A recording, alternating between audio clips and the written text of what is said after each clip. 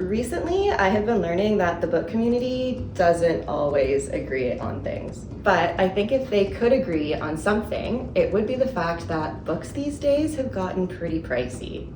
I remember being a teenager and going to my local bookstore and picking up an average size paperback novel for like $10.99 or less. These days, I feel like you're lucky if you can find a very thin paperback novel for less than $20. So the other day, I decided to set a challenge for myself, which I have been calling the 20-20-20 challenge. I went to 3 separate book retailers to see how many books I could buy for $20 or less. Now there were a couple rules. Rule number 1, the books could not be on clearance or part of any like buy one get one kind of deal. Rule number 2, I had to actually want to read the book. I couldn't just walk into a bookstore, find something for a cheap price and walk out. And rule number 3, the total of what I was buying had to come to $20 or less after taxes. So with those 3 rules in mind, let's go see how I did.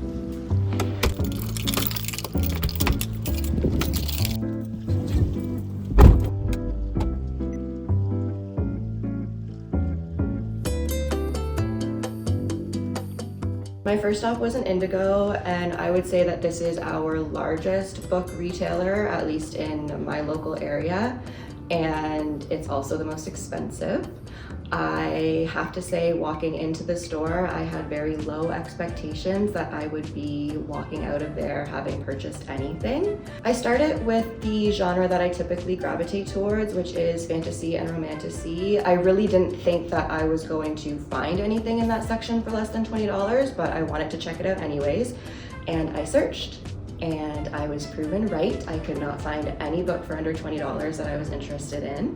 So then I moved over to the romance section and the mystery and thriller section, thinking that I might get lucky and they might have like a short little novel for less than $20. But I flipped over book after book after book after book after book, and every single thing was gonna be, well, it was either priced over $20 already or after tax it would be over $20.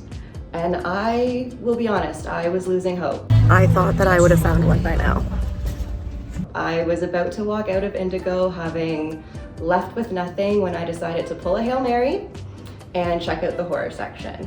Now, I don't typically read horror, but I have read a few Stephen King books in the past and I've always enjoyed them, so I was like, why not?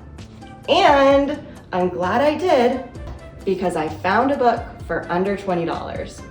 Actually, I found a few books of his for under $20, but this one, which is called Firestarter, is the one that sounded the most intriguing to me, so I picked it up. I also picked a bag up for $1 because I forgot to bring one, and even adding this to the total, it only came to $18 on the dot. So it is still possible to find a regularly priced book at Indigo for under $20.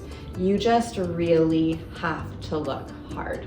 Stop number 2 was a HomeSense, and for those of you who don't know, HomeSense is like a discounted home store, but they have a book section, and lately it has been really, really good. So I knew that I'd be able to find one book for under $20, but I wanted to see if I could get multiple books for under $20.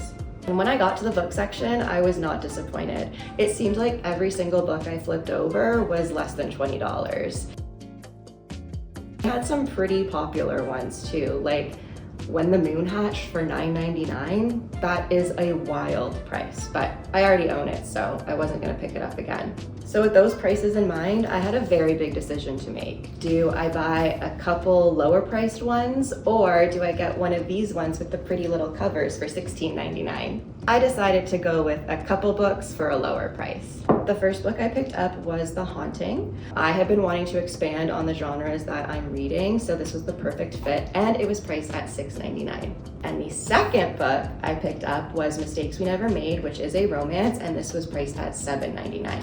So after taxes, both of these books came to a grand total of good enough, $15.73. Had I been able to buy books that were on clearance, I actually would have been able to get a third book because they did have a few books marked for like $4 or less, but Rules are rules, and I followed them. And my third and final stop of the challenge was a Value Village, which is a local thrift store chain in my area. Walking into the Value Village, I really had no concerns about the pricing of books. I know that they're typically priced like $6 and under. I think my biggest concern with this store was that I wouldn't be able to find anything I was interested in, because with thrift stores, as you know, you kind of get what you get and you don't get upset.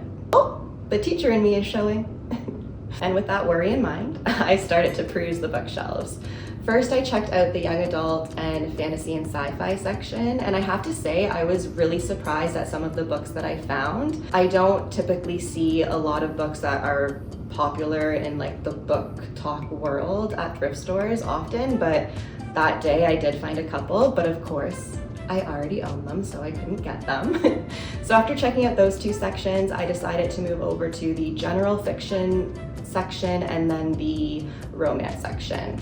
And I was able to find a few books that interested me. The first book I picked up was from the romance section, and it's called Maybe This Time, and it was priced at $5.99.